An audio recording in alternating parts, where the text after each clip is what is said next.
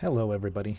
Just wanted to answer some of the questions I've received over the past few years about the 2008 Camry Hybrid. A lot of these stem from, questions that I'd be asking if I was looking at the car in 2020. So let's get started. One of the questions that I would want to know but haven't really been asked is, how much have you driven the car over 4 years? The answer to that question is, I purchased the car at 162,000 kilometers or 100,000 miles. Now the car has 220,000 kilometers or just over, or 136,000 miles approximately. So in total, I've driven the car 58,000 kilometers or 36,000 miles. That's not a lot. I have a fairly short commute, but it gets the job done, and very efficiently.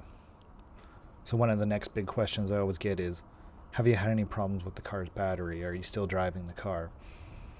The answer to that question is no, I have not had any issues with the main or secondary car batteries. That means the actual main hybrid battery and the 12-volt deep cycle battery. Both are still the same ones that were in the car when I purchased it in 2016. So suffice to say, it's been a reasonably good purchase. The fuel economy of the car has stayed pretty much the same as when I first made the review in 2016, and hasn't really changed much since I did the follow-up. I can, if I try, get about 39 to 40 miles per gallon. That's around 6 liters per 100 kilometers if you're looking at Canadian or international figures.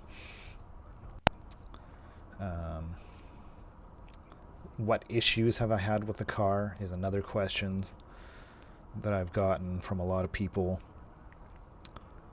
So as I've noted, there's been no problems with the hybrid system at all to date. So I've had nothing but regular oil changes and rotating the tires, which I do every 10,000 kilometers. I replaced the original spark plugs in the car at 196,000 kilometers, which is about 120,000 miles, I believe. And I replaced the rear brakes at 212,000 kilometers or 131,000 miles. Now, neither of these services are cheap, but those are the kinds of things you're going to be dealing with on any car that's getting this age. You're going to have to be replacing brakes. You're going to be replacing the EDM spark plugs, which are rated for about 100,000 miles. So that's just a regular interval any car this age is going to be dealing with.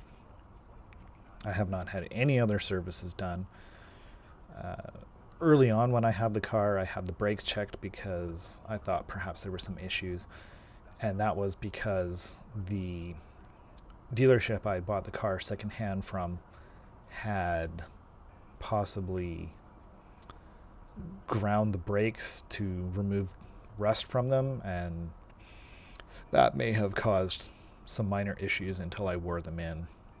There might have been some issues from that, but nothing dangerous. The dealership said everything was fine. And as I said, I only replaced the rear brakes just this last fall. The only other thing I've had to replace with the car were batteries for the key fobs. I've replaced both the batteries for both of my key fobs, which I swap around just to make sure that they last well. The batteries that were in the key fobs when I got them each lasted about a year of use. I replaced the battery in the key fob that I'm using now about this time last year, and there's been no signs of it running low. The nice thing is the car tells you when the key fob battery is getting low. It starts putting a warning on your main screen in the center console of the car when it gets low, so you don't have to worry about it not working. In any case, you do have the small key that you can pull out of the fob to unlock the doors anyways. So the elephant in the room is it worth buying a 2008 Camry Hybrid in 2020? That's a tough question to answer because there are a lot of things to consider when you're trying to make that kind of decision. What's the mechanical condition of the car? What kind of miles or kilometers are on the odometer? Does the car look like it's been abused? Are there signs of internal and external damage that would put you off from buying the car? What's your budget? How do you drive the car? Do you mostly drive on the freeway? Do you mostly drive on country roads or moderate speed roads? Because the hybrid system is going to give you the best fuel economy on roads where you're driving 60 kilometers an hour, 40 miles per gallon, because that is the top speed that you can run on battery only.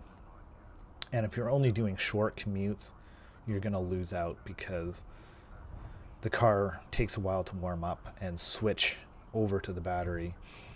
Depending on the outside temperature, this can range from 5 to 15 minutes, depending on, as I said, the temperature primarily.